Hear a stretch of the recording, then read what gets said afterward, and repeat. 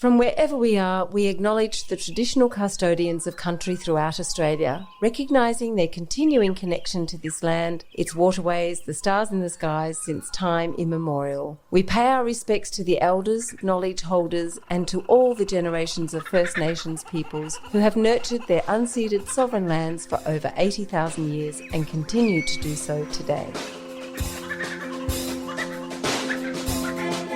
G'day, I'm your host Charlie Arnott, an 8th generational Australian regenerative farmer.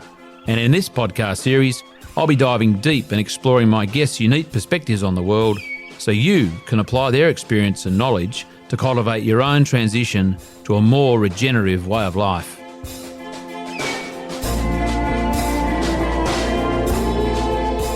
Welcome to the Regenerative Journey with your host Charlie Arnott.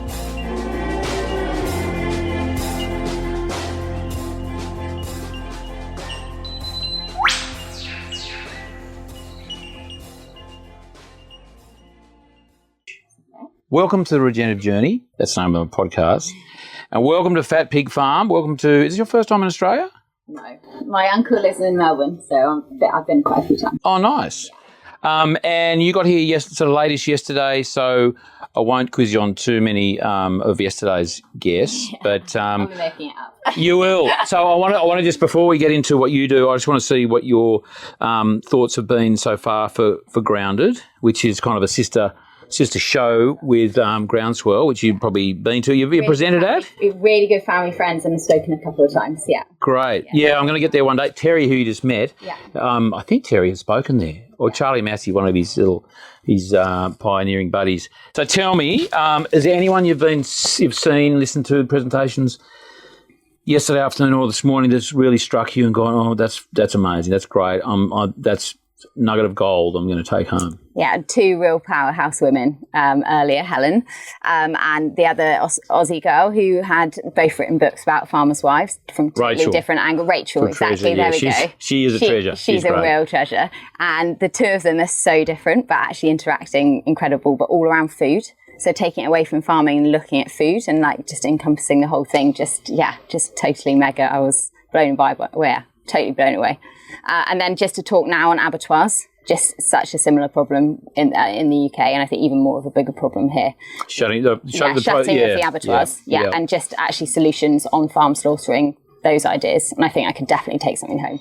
So it's becoming a real problem, and Tammy is certainly spearheading kind of the resistance to that, because it is becoming a big problem. But as I said to her this morning in an interview, it's potentially the catalyst for some actually better outcomes, micro abattoirs and things, which if the pressure hadn't been applied, we may not have got to.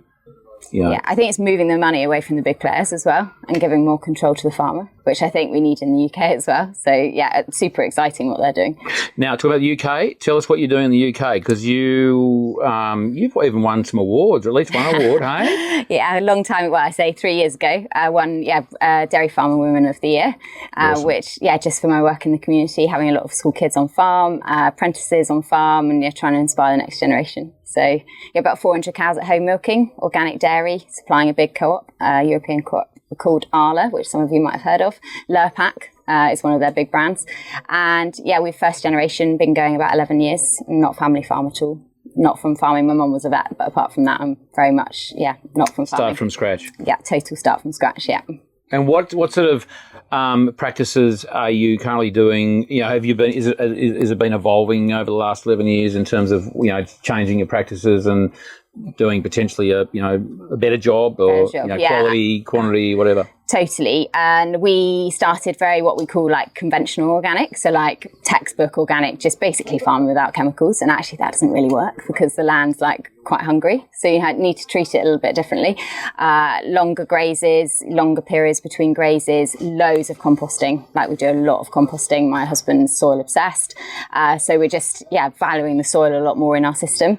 And then then we have been growing our own crops for probably a year now. So we're trying to replace anything bought in, because a lot of organic feed is imported in the UK. It's very hard to grow organic crops. So we're having a go at that now. So it's gone from like totally dairy through to being sort of a mixed farm. We keep quite a lot of the beef now as well. So some of that direct selling. We actually have a very good abattoir locally, and the day they shut, I will be very sad, but they will take a few animals at a time and very flexible, and also will butcher it. So we're really lucky with that. But so it's gone from, very, very dairy-like through to mixed farm, which I think we're seeing more and more in the UK. So that circular system coming back. And tell me, in terms of the industry, what sort of, apart from milking cows and running a farm, what sort of industry involvement do you have? Are you sort of an advocate for this and that, or are you sort of getting political, or where's the sort of the pressure you're applying? So my big passion is getting the next generation in. So like as a first generation farmer, just seeing the next generation coming through is so rewarding. And I think just enabling that to happen. So it's very hard to buy land now in the UK. It's just, I don't think we'll ever buy a farm, but tenancies and things. And we started share farming. So getting the awareness around that, political support for dairy, because it's actually, very nutritionally dense, the right type of dairy, all of those things, valuing it. I sit on our board, Arla board. So I have a say. I'd rather be in the middle of it than on the outside throwing stones in. And then also NFU, which is National Farmers Union, which is our sort of national farming. It represents everything from, chickens through to beef. But I sit on the Dairy Pacific one for that, and just try and have a bit of a say as much as I can. Because I think it's, easy to moan at home, isn't it? When the milk price is bad, I'd much rather sort of get involved and, make some changes. Good on you. And tell me, before we wrap it up, conscious I've got to get down there shortly, anything else that you are going to, again, we've got another half day to go, so there's probably some other nuggets of gold you'll dig up.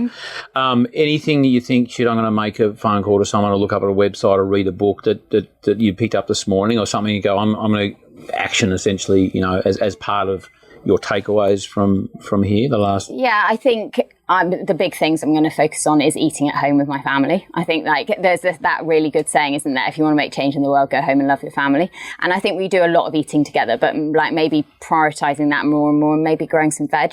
I'm always very we don't have time, but actually what's probably more important than growing your own food. So we've got the beef, we've got some pork, and we swap lamb with a neighbour.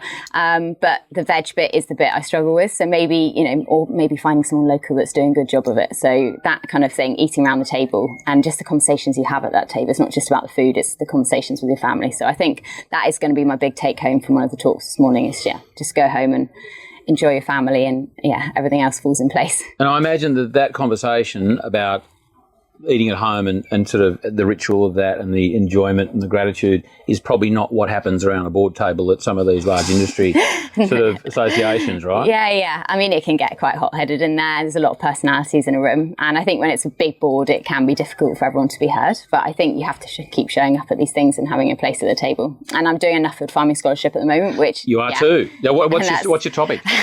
What's the future for organic? So, just out of a frustration of milk price, I just wanted to have a look at actually whether we should stay organic. The regen movement's coming through. Actually, should we just go regen instead? But just looking at that across country. So I've been all over the place, and I've here, and then going to Indonesia next, and then back to Australia. So so that finishes in... So I've got to write my report end of June, and then presenting in November. So I'm in the middle of mine now. It's a great organisation, isn't it? Incredible. Getting people off farm. The farmers are very good at staying on farm, aren't they? So that's why these sort of things are amazing, because it just... Is this part of your trip? Yeah, awesome. Part of my trip. Yeah, talking here this afternoon with two other really good dairy advocates. So I'm excited about Chris? that. Yeah, Chris. And Jimmy. Yeah. Legends. Great. Yeah, have you met them? Not yet. I'm ready for it. Oh no, they are so good. They're exceptional. We were talking before off camera about their ideas. So, Sophie, all the best. Thanks so much for your time. Pleasure. And enjoy the rest of your time here in Australia. And all the best for the Nuffield. And you're going to nail it. Thanks so much. Thank you.